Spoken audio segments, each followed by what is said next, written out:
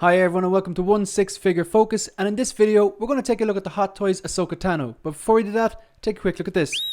This is the 1/6 Figure Focus YouTube channel. It's brand new, I just launched it today, so if you're a 6 scale collector and you like this kind of content and you'd like to support the channel, go ahead and click on the subscribe button, click the bell notification icon and set it to all. That way every time I upload a new video, you'll get a notification and you can check it out.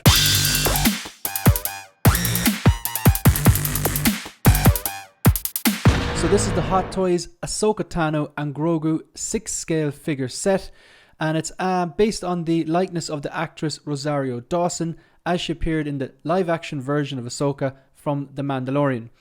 So there are two versions of this. There is the one that comes with Grogu and this little lantern and I think a diorama base as well. We're going to take a look at it. That's for $315. And then there's the regular version that comes for $285. This is a pre-order product and it is due for release July to September of this year. So you're probably talking Q3 if everything goes according to plan. So we're going to take a look at what she comes with.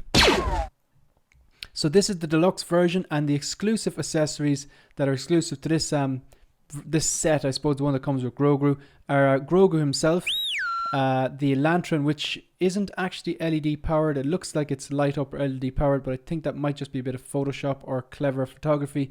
I remember reading before that it's not actually light up, which is a bit unusual because it wouldn't have taken much effort to make this light up. They have a diorama base with kind of like a branch, kind of from that planet that we're on this episode. It kind of also looks like reminds me of Dagobah from Empire Strikes Back, and then some sort of a cardboard cutout background, which I definitely won't be using. You have the usual swap out hands. She comes with the purse system where you can control, what direction her eyes are looking, which is kind of like a signature from the DX versions of these Hot Toys. Kind of something that a lot of them come with.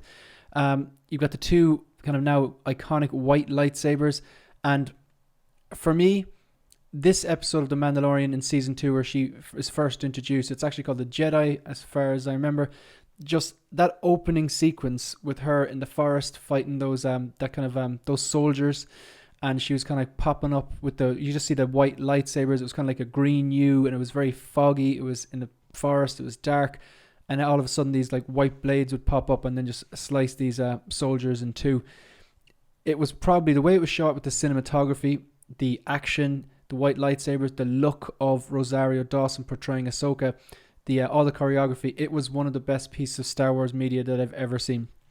So she has this kind of like a belt, and then obviously the two hilts, the lantern like I mentioned already, this kind of cloak, and then of course obviously the head sculpt with the likeness to Rosario Dawson. So we're going to have a look at some of these pictures. So you have obviously you have Grogu from that scene where they're communicating without speaking. This diorama base that he sits up on, you can hang the lantern. That's actually a really nice way to pose it. I like the gauntlets here. You can see some chipping and weathering. I like the way even they frayed the poncho or the cloak. Just makes it look more weathered and more kind of just looks a bit more real. Adds more character to it. The way it's like not a polished cloak. It's very kind of rough. Even like a lot of these poses, those first two ones look great if you want to get them like that. Even that looks great with her carrying him. So the only thing I will say about this that looks a bit unnatural is that this here looks very, very toyetic. Now, I get that they are high-end action figures, that they are technically toys. That's fine. But the whole point, the reason why I think where I gravitate towards these is because of the detail. It looks like you have a tiny shrunken down version, 6 scale version of those particular characters. The head sculpts are on point, the tailoring in the outfits, the expressions, like 9 times out of 10 they get it right.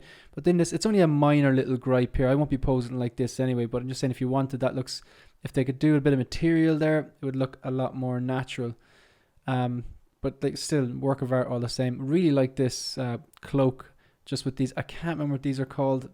It's the names of these kind of tentacle looking things. The name escapes but it just looks well with them coming down. Even without the cloak there, this looks really good. They've really even they've nailed the look of her shoulders as well, the way they do her in the show, just the tone and everything. Although a lot of people are saying that because there's no joints here and these are seamless arms, they can burst. So you kind of want to be careful how you pose them if you want to maintain the longevity of the figure, I suppose. You get these kind of I don't know, samurai or ninja kind of style boots with the split in the middle. That's a pretty nice touch. It's pretty cool. I think the head sculpt's nice. It's great. I don't think it's a 10 out of 10 or a 9 out of 10, but I give this a solid 8. It looks like what I saw on screen to me. Maybe something slightly off, but I think people are probably nitpicking a bit with this. Like there, that's dead on there. And I really like the way they've included this rolling eyes function, so you can change the direction of the eyes. Just adds more life to the figure. I think I'm going to pose mine something like that. Whether the hood up or hood down, I wouldn't want to kind of cover that up. Because the head sculpt I think is really, really good, and it's just striking with the orange and the white and the blue on the side of the head there. That looks amazing as well. The cape, I don't think it's actually wired, but I suppose you could just get like a paper clip or something like that, and you could be able to, I'd say, be easy enough to have it done like that to give it the sense of movement. This looks great as well. Yeah, so this is this was, I don't think it was a day one pre-order for me. I tend not to do that much, but it was as good as this was definitely making its way into collection. Like, you look at the detail here on the belt, the buckle, the kind of the tailoring around here, even like the gauntlets.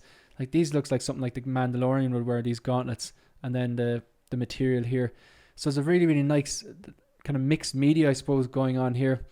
So this I went for this version, the $315 with the Ahsoka and the Grogu and the diorama and everything.